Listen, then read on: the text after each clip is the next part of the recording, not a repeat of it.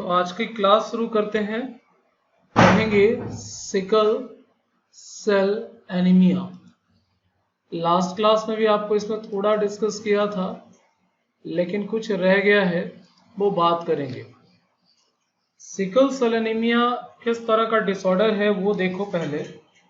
Sickle cell anaemia is autosome, देखो ध्यान से देखना, ऑटोजोमल है ये, मतलब इसके जो डिफेक्टिव जीन होंगे वो किस पे होगा, that will be on autosome, autosome पे होता है, ठीक है। और देखा जाए अगर किस क्रोमोसोम पर अगर कैरियोटाइप करोगे, ध्यान से सुनना, 11th नंबर क्रोमोसोम पे इसके डिफेक्टिव जीन मिलते हैं। सिकल सेल एनीमिया के जो डिफेक्टिव जीन है या रेस्पॉन्सिबल जीन है, that is situated on 11th number of chromosome. ये 11th नंबर क्रोमोसोम पे मिल जाता है, समझ में आया। And actually it is mutated gene. ये जो 11th नंबर पे रिस्पॉन्सिबल जीन है, actually this is mutated gene. ये म्यूटेटेड जीन है, म्यूटेशन की वजह से ऐसा हो गया है। And that mutated gene can be represented as, हम लोग इसको रिप्रेजेंट कैसे करेंगे, HbS देते। This is the gene responsible for sickle cell anaemia, ठीक है, समझ गए बात। ये sickle cell anaemia, it can be transmitted from parents to the offspring. ये पेरेंट्स ऑफस्प्रिंग को जाएगा कब, when both the partners are carriers. अगर दोनों पार्टनर इसके कैरियर होंगे तभी ये बच्चों में जाएगा। ये हम लोग पिछले क्लास में डिस्कस किया था। नाउ सी, डिजीज को कंट्रोल करने के लिए क्या है, there is a pair of allele HbA, this is normal case, and this is HbS। दो है, डिफेक्टिव जीन कौन, रेस्पॉन्सिबल जीन कौन, HbS, राइट। इसको आप लर्न करोगे, कौन सा नॉर्मल है और कौन सा जो है रेस्पॉन्सिबल होगा, वो आप लर्न करोगे। लर्न करने से आपको बात समझ में आएगा। HbA होमोजाइगस डोमिनेंट है, तो this will be the normal. Normal का मतलब it is going to produce this one, normal RBCA बनाएगा, नॉर्मल RBC, ठीक है। और अगर लास्ट में देखें दोनों अफेक्टेड है, दिस वन, तो ये कैसा हो गया, HbS, you can see RBC का शेप बदल गया है। Now it is become sickle cell. समझ में आया। तो ये थोड़ा सा ध्यान में रखना है कि किस तरह का डिसऑर्डर, देखो नाम से ही रिसेसिव है। रिसेसिव का मतलब क्या होता है, recessive always express itself in homozygous condition. Recessive है तो अपने आप को हमेशा होमोजाइगस में ही दिखाएगा, एक्सप्रेस करेगा। तो अगर ये कंडीशन होगा, then this will be the homozygous, ठीक है। इतना तक तो बात अच्छे से समझ में आ गया है ना। देखिए नॉर्मल RBC का शेप आप देख रहे हो कैसा है, and when the RBC become sickle cell, you see this, sickle cell anaemia में ये होगा, ठीक है। अब बात करते हैं कि सिकल सेल एनीमिया अगर होगा तो उसके सिम्टम्स क्या होंगे, पहले ये जानेंगे, फिर उसका जेनेटिक बेसिस देखेंगे। तो सिम्टम आप ऐसे ही समझ लो कि अगर किसी को सिकल सेल एनीमिया है तो ब्लड सप्लाई है जो वो सारे ऑर्गन में प्रॉपर होगा नहीं।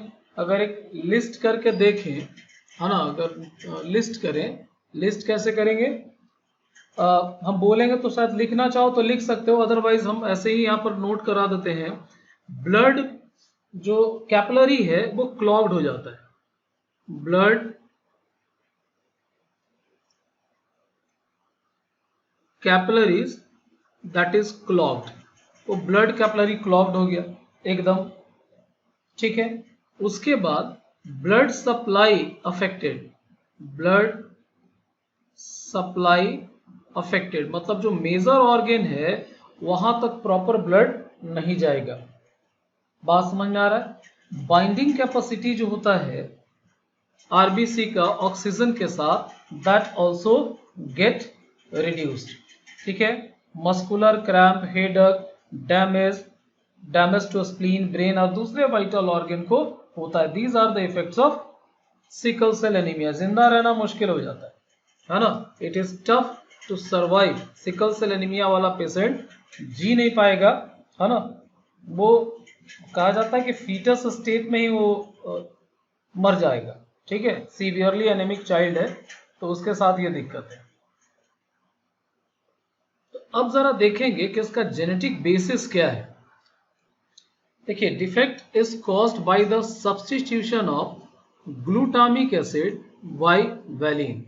अब इस स्क्रीन पे देखो, this is HbA peptide chain that is required in normal RBC. Normal RBC में ये HbA पेप्टाइड चेन चाहिए। इसमें अगर आप देखोगे नॉर्मल वाले में peptide chain is having amino acid, valine है, हिस्टिडीन है, ल्यूसीन, थ्रियोनिन है, प्रोलीन है, ग्लूटामिक एसिड है, यहाँ है। सी द 6 नंबर, यहाँ 6 नंबर पे आप देखो ग्लूटामिक एसिड जो है now it is replaced by valine. Okay, होता क्या है कि actually this defect is caused by the substitution of glutamic acid by valine. Glutamic acid जो है उसका सब्स्टिट्यूशन होगा by valine at the 6th position of the beta globin chain of haemoglobin. ये जो आप चेन देख रहे हो, ये जो दिखाया जा रहा है, this chain is of beta globin chain and see the 6th position. छठे नंबर पे देखोगे तो क्या देख रहे हो, glutamic acid is replaced by valine. ये कैसे चेंज हुआ ये आप समझने की कोशिश करें। कम दिस साइड, यहां देखें, नॉर्मल हेमोग्लोबिन के लिए you can see this is the genetic code that is going to produce normal HbA gene के लिए। अब आप देखो CTC साइटोसिन, ये डीऑक्सीसाइटिडीन है, एक्चुअली साइटिडीन मोनोफॉस्फेट कह सकते हैं अगर आप नॉमेनक्लेचर के आधार पर चलेंगे तो, है ना। CTC है, इसकी पेयरिंग देखो, साइटोसिन की पेयरिंग गुआनिन के साथ, थाइमिन की पेयरिंग एडेनिन के साथ and similar cytosine guanine, it is normal. अब देखो आगे जब मॉलिक्यूलर बेसिस ऑफ इनहेरिटेंस पढ़िएगा तो उसमें देखिएगा कि कैसे ये जो कोडोन है वो mRNA पे अपना इंफॉर्मेशन पास ऑन करता है। mRNA जब बनेगा तो again it is complementary, you can see this and this is going to produce normal one. लेकिन अगर आप देखेंगे, है ना, अगर आप देखेंगे सिकल सेल वाला तो इट इज रिप्लेस्ड, वो बदल जाएगा, छठे नंबर वाला ग्लूटामिक की जगह दूसरा हो जाएगा। समझ में आ रहा है? जो 6 नंबर पे आपको इमेज में थोड़ा सा ये कटा हुआ लग रहा है वो हम तुमको अलग से मैं लिख देता हूं। तो वहां पर छठे नंबर में तुमको क्या मिलेगा, ठीक है, उसमें आपको चेंजेस आपको दिखाई देंगे। ठीक है, और चेंजेस जब दिखाई देगा तो आप समझिए कि उसका जो पेप्टाइड चेन है दैट ऑल्सो गेट चेंज्ड। वो पेप्टाइड चेन भी वो जो है वो चेंज हो जाएगा। पेप्टाइड चेन चेंज हो गया तो आप समझ लीजिए कि उससे बनने वाला जो प्रोटीन है वो बदल जाएगा। प्रोटीन अगर बदल गया तो फिर उसका इफेक्ट भी बदल जाएगा। तो नॉर्मली हुआ क्या है, ये जो थाइमिन है इसी में चेंज आ जाता है, चेंज आने की वजह से the entire thing get changed. और जहां ग्लूटामिक एसिड आ रहा था अब उसकी जगह पे आ जाएगा वैलिन आ जाएगा। ठीक है, जैसे ही वैलिन आया अब आप समझ लीजिए कि अब आपका जो प्रोटीन है that is the beta globulin chain वो अफेक्टेड हो जाएगा। ठीक है, एक बार ये अफेक्टेड हो गया तो फिर आरबीसी का आकार बदल देगा। देखो सिकल सेल एनीमिया में आप ध्यान से देखिए, mutant haemoglobin molecule undergoes polymerization under low oxygen tension causing the change in shape of RBC। RBC का शेप देखिए, नॉर्मल RBC दिस वन, ये नॉर्मल हेमोग्लोबिन है, लेकिन सिकल सेल वाले केस में ये बिल्कुल क्रीसेंट मून टाइप हो जाता है। and now it is crescent moon like a structure sickle cell, and see how blockage is happening inside the blood vessel. ये आप देख सकते हो, ये सिकल सेल एनीमिया है, सिकल सेल आरबीसीज है। तो उसके जो सेल्स हैं आप देख रहे हो कि कैसे उन्होंने उसने ये पूरा का पूरा ब्लड वेसल के अंदर ब्लॉकेज किया हुआ है। ठीक है, तो ये जो शेप में चेंज हो रहा है, आप देखो शेप में जो नॉर्मल आरबीसी है बाइकनकेव होता है, इसमें जो चेंज हो रहा है उसका रीजन है that is the mutant haemoglobin that undergoes polymerisation and under low oxygen tension. दोबारा मैं बता रहा हूं, under low oxygen tension there is change in the shape of RBC, biconcave से हो जाएगा sickle shape and now you can see it is blocking the blood vessels. ठीक है, तो this much dangerous is this. समझ में आया? अब बाकी जब ये होगा तो आप समझ सकते हैं कि उस व्यक्ति के साथ क्या होना है। लेकिन हमें समझना है कि इसका इनहेरिटेंस पैटर्न क्या होगा, हाउ इट गेट इनहेरिटेड। तो मैं व्हाइट बोर्ड शेयर करूंगा और व्हाइट बोर्ड पे जरा इनहेरिटेंस पैटर्न शेयर करूंगा। तो just wait, I am stopping this one और sharing other one. Whiteboard में शेयर कर रहा हूं, इस पे हम लोग इनहेरिटेंस पैटर्न देखेंगे सिकल सेल एनीमिया का। I think you are able to see the whiteboard. ठीक है, अब आप व्हाइट बोर्ड जो है देख सकते हैं। ठीक है, entire white board is available now. अब देखो सिकल सेल एनीमिया में हम लोगों ने जो देखा वो देखो। जस्ट ए मिनट, टेक इन पेन ले लेने दो, तब तो लिख पाएंगे। ठीक है, नॉर्मल वाले में आप क्या देखेंगे, देखिए कंडीशन याद करो, अभी भी पढ़ाया है।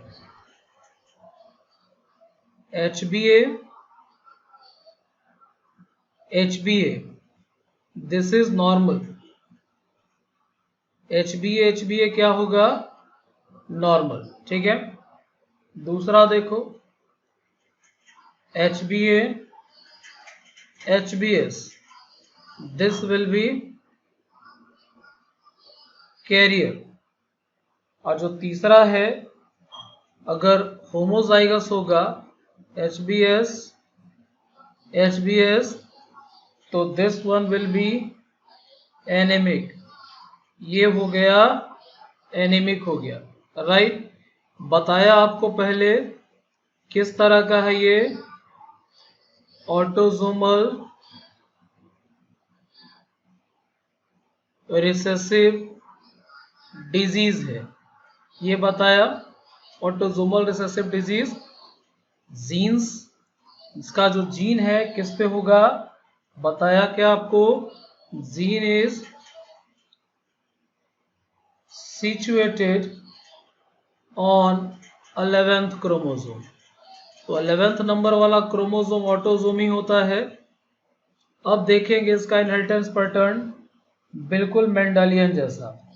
ठीक है, देखो इनहेरिटेंस इसका कैसे होगा। मान लो एक केस लेके चलते हैं, मान लो कि मैरिज हो रहा है नॉर्मल और कैरियर के साथ, है ना।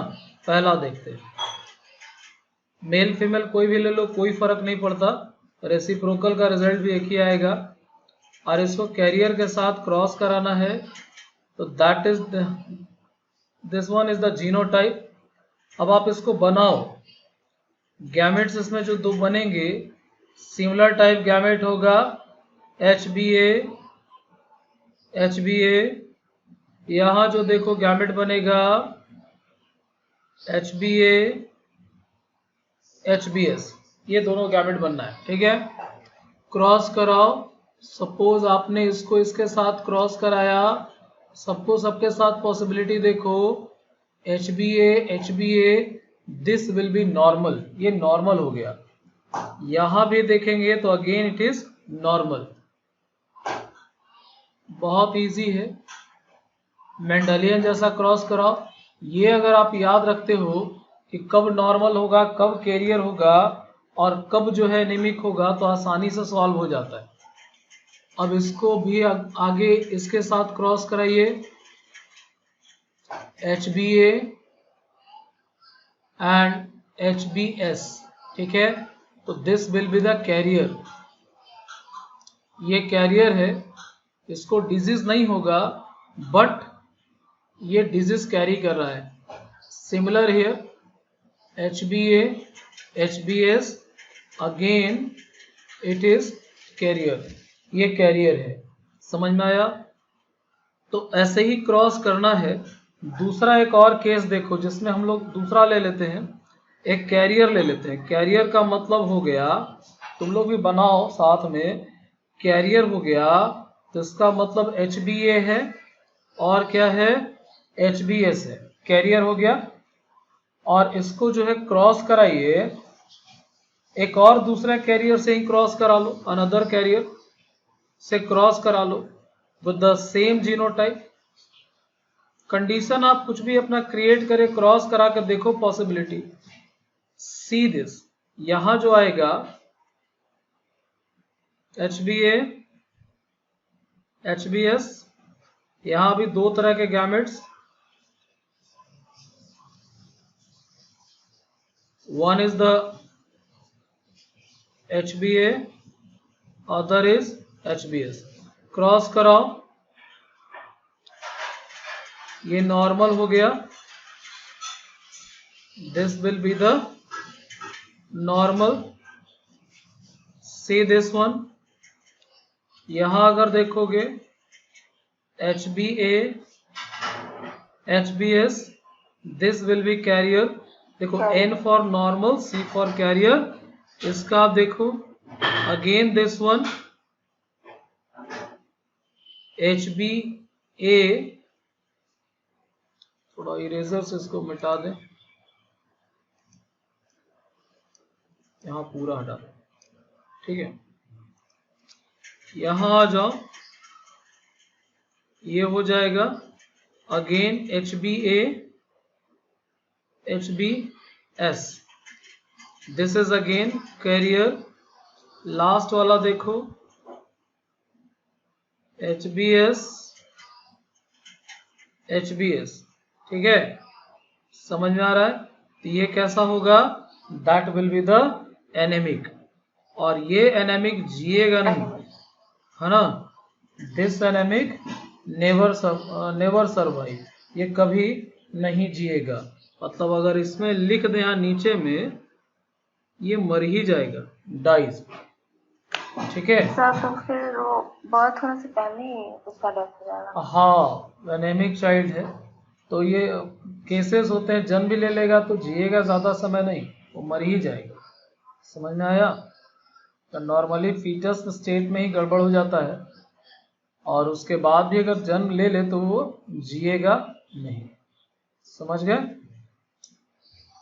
चलिए अब देखो आगे, है ना। अब बात को समझो।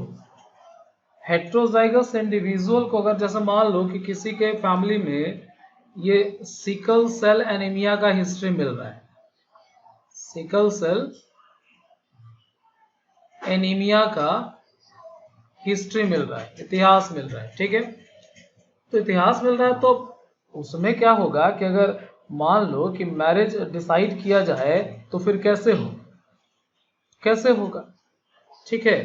तो उसका उपाय क्या है? उसका उपाय है कि बस सिंपल एक तो कुछ नहीं करना है, ब्लड स्मीयर टेस्ट करना है। ब्लड स्मीयर क्या होता है? पैथोलॉजी लैब, बहुत ज्यादा बड़ा टेस्ट नहीं है, ब्लड स्मीयर टेस्ट करना है।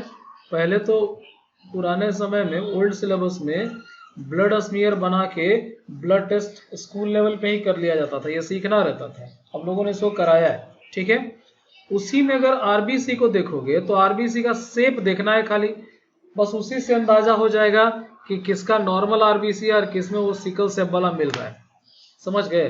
तो ऐसे टेस्ट कर सकते हैं। इसका आप स्क्रीनशॉट ले लो, बाद में तुमको ये काम आएगा। समझ गए? इस तरह का इसका डिसऑर्डर है। समझ के बात आया?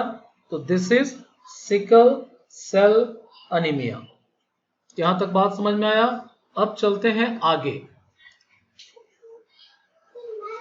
है ना। Just I am sharing another one.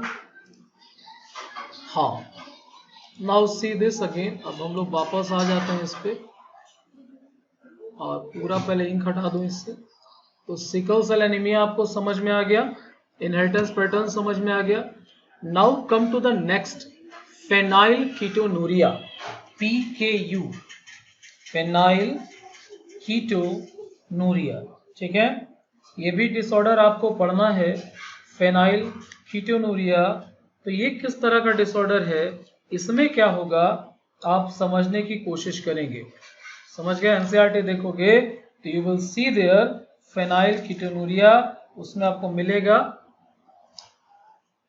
ठीक है, दोनों चैप्टर को मिला के देखो, जैसे डिसऑर्डर डिस्कस कर रहे हैं तो इस डिसऑर्डर में हम जो है कर लेंगे यही, एक कोशिश करते हैं कि सारा डिसऑर्डर एक साथ हो जाए तो ज़्यादा जल्दी समझ में आ जाता है। कुछ रह गया तो मॉलिकुलर बेसिस वाले में भी उस पर बात हो जाती है। तो now come to the next one, phenylketonuria. ठीक है, फेनाइल कीटोनूरिया में आप क्या देखेंगे, it is inborn error of metabolism. ठीक है, जन्म से ही ये रहता है, इनबॉर्न है ये phenyl ketonuria. And this is again autosomal recessive trait. Autosomal recessive trait का मतलब समझ रहे हैं ना। ठीक है, कि इसके जो जीन्स होंगे वो ऑटोसोम्स में होंगे, genes are present on autosomes, इसके जीन्स होंगे ऑटोसोम पे। ठीक है, and it express itself in homozygous condition. तो ये आपको पता है। ठीक है, अब ये क्यों हो रहा है, why this disease is occurring, ये डिजीज क्यों हो रहा है। खटपट का आवाज सुनाई दे रहा है ना जी, सुबह में क्लास लेने में दिक्कत है, किचन में खाना वाना बनता है तो बर्तन का इसका उसका आवाज बैकग्राउंड में आ रहा होगा, है ना। कोई नहीं, थोड़ा मेरे बात पे फोकस करो, ये दीज थिंग्स आर हैपनिंग। तो कुछ तो होता है ना वर्क फ्रॉम होम का इफेक्ट। ठीक है, तो ऑटोसोमल रिसेसिव ट्रेट है ये। और क्यों होगा, it is due to mutation in the gene, ये जीन के म्यूटेशन में के वजह से है। अब किसका जीन आप समझने की कोशिश करना, it is due to mutation in the gene that codes for the enzyme phenylalanine hydroxylase. ये एंजाइम का नाम आपको याद रखना है। ठीक है, फेनाइल एलानीन हाइड्रोक्सिलेज। ठीक है, this is enzyme and that enzyme is responsible for conversion of an amino acid phenylalanine into tyrosine।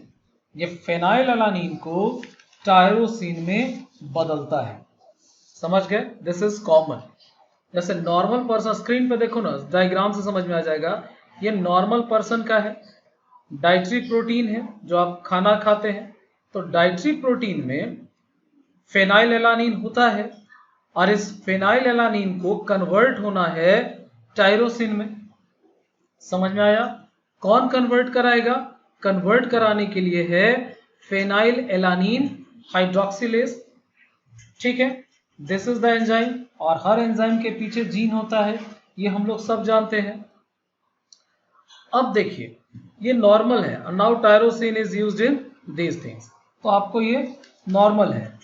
लेकिन अगर फेनाइल कीटोनूरिया के पेशेंट में देखोगे तो जीन हो गया mutated, now there is no this enzyme, phenylalanine hydroxylase नहीं है। तो जो अफेक्टेड इंडिविजुअल होगा they lack this enzyme, as a result phenylalanine accumulates, phenylalanine इकट्ठा होना शुरू होगा और बाद में ये कन्वर्ट होता है फेनाइल पायरुविक एसिड में, और उसके दूसरे डेरिवेटिव्स में ये कन्वर्ट होना शुरू हो जाएगा। And this is phenyl ketonuria. ये फेनाइल कीटोनूरिया का ये बेसिक जेनेटिक बेसिस है, ये फेनाइल कीटोनूरिया का। आप समझ रहे हैं बात, तो ये इसमें होगा। आगे देखो, अब फेनाइल कीटोनूरिया अगर हो जाए किसी को तो फिर दिक्कत क्या आता है वो देखिए। सी दिस चाइल्ड, इस चाइल्ड के इमेज को देखो, phenyl pyruvic acid and other derivative जो इसके ब्रेन में सब जाके इकट्ठा हो रहा है ब्रेन के अंदर। रिजल्ट क्या होगा, that results in mental retardation, ऐसा बच्चा मंद बुद्धि हो जाएगा। ठीक है, अच्छा ये जो फेनाइल पायरुविक एसिड है उसके यूरिन में भी मिल जाता है। These are also excreted through the urine, क्योंकि किडनी इसको एब्जॉर्ब नहीं कर पाता। तो सोचो कि this one is dangerous disease for children, ये बच्चों के लिए अच्छा तो नहीं है ना, क्योंकि ये डिसऑर्डर है, बीमारी है, बच्चा मंद बुद्धि हो जाएगा। प्रॉब्लम कहाँ हुआ? एक सिंगल जीन में, और जीन की वजह से ये डिसऑर्डर आ रहा है। मेरी बात समझ में आया? अच्छा, इसका इनहेरिटेंस पैटर्न बिल्कुल मेंडेलियन जैसा। हाँ बोलो बोलो, सुन रहे हैं? सर म्यूटेशन होने की वजह से बनता है। हाँ, म्यूटेशन होने की वजह से ही बन रहा है। जैसे प्रीवियस स्लाइड में देखो नॉर्मल ये जीन है ना, नॉर्मली जो नॉर्मल जीन है it is producing this enzyme phenylalanine hydroxylase वो बना रहा है, ये नॉर्मल है, ठीक है। तो नॉर्मल है तो काम भी नॉर्मल होगा। फेनाइल एलानिन को टायरोसिन में बदल देगा और टायरोसिन का आगे फर्दर आपका मेलानिन, प्रोटीन, डोपामिन जैसे चीजों में काम आ गया। अब पेशेंट में हो गया प्रॉब्लम, ये जीन ही म्यूटेट कर गया, ये वाला जीन, ठीक है, जो बना रहा था नॉर्मल एंजाइम, ये जीन म्यूटेट कर गया। म्यूटेट कर जाने के बाद क्या होगा? There is no enzyme, enzyme नहीं होगा तो फेनाइल एलानिन इकट्ठा होना शुरू हो जाता है शरीर के अंदर and later on it get convert into phenyl pyruvic acid. और फेनाइल पायरुविक एसिड जो बनेगा that get stored in the brain, brain में इकट्ठा होना शुरू होगा। नतीजा बच्चा जो है वो मेंटल रिटार्डेड हो जाता है, ठीक है। किडनी इसको एब्जॉर्ब नहीं कर पाता तो they are also excreted through out the kidney, क्योंकि किडनी उसको एब्जॉर्ब नहीं कर पाता, ठीक है। अब इसमें देखिए, अगर इसका इनहेरिटेंस पैटर्न देखेंगे तो inheritance pattern is similar as in case of Mendelian जैसा ही बिल्कुल है। आप you can see unaffected carrier father है, अनअफेक्टेड करियर मदर है, ठीक है। Now see you can see affected कब होगा? जब होमोजाइगस आएगा। तो आपने पढ़ा हुआ है phenyl ketonuria is autosomal recessive disorder. अब जैसे ही रिसेसिव हो गया तो समझ लो कि दोनों रिसेसिव वाला साथ में आएगा तभी ना एक्सप्रेस करेगा। कितना बार तो ये चीज बताए हैं, ठीक है। तो ऑटोसोमल रिसेसिव डिसऑर्डर है ये, ठीक है। तो कहाँ होगा? जहां ये दोनों रिसेसिव वाला आ गया वहां आपको डिजीज दिखेगा।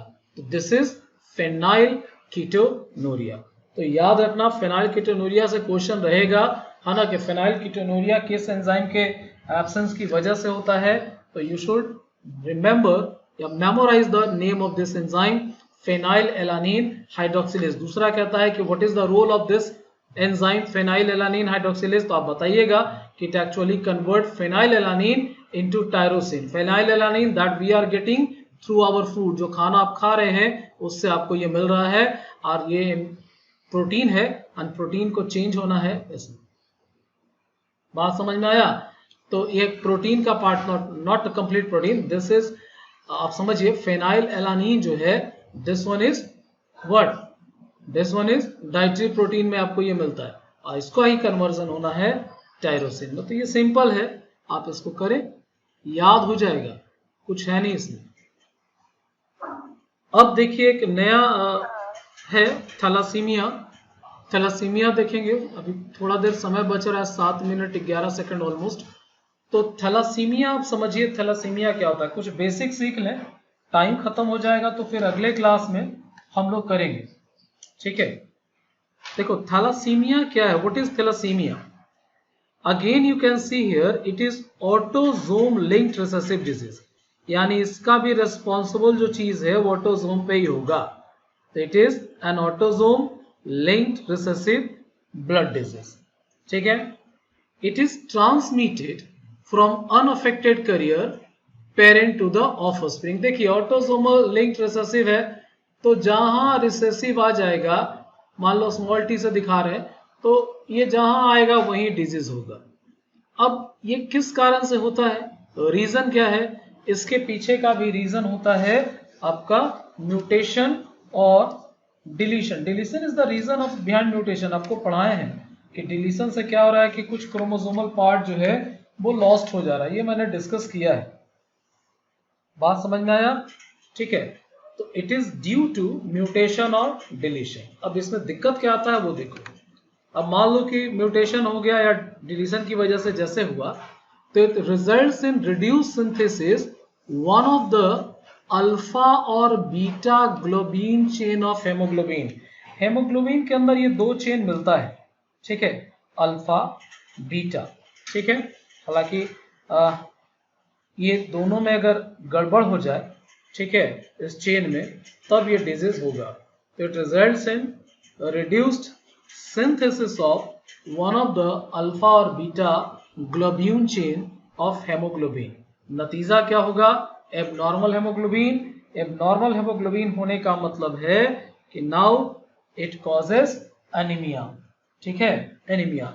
अगर आप रेफरेंस बुक पढ़ोगे, एनसीईआरटी में अल्फा बीटा ही है, लेकिन थैलासीमिया एक्चुअली 3 तरह का भी है।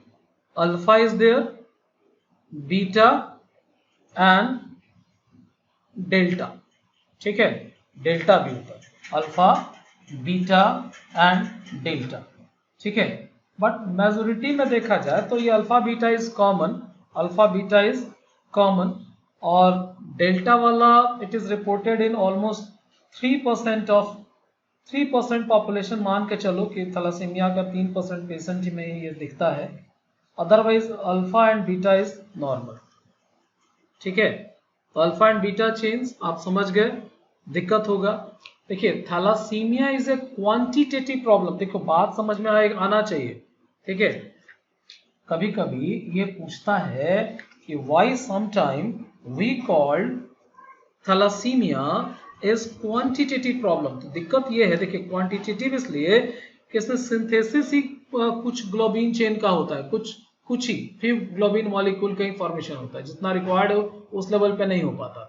सिकल सेल एनीमिया क्वालिटेटिव है। क्वालिटेटिव इसलिए है कि ग्लोबिन तो बन रहा है लेकिन वो करेक्ट वाला नहीं बन रहा। तो this is the difference between thalassaemia and sickle cell anaemia, ठीक है। अभी देखो 2-3 मिनट समय बच रहा है, इसमें ये होगा नहीं।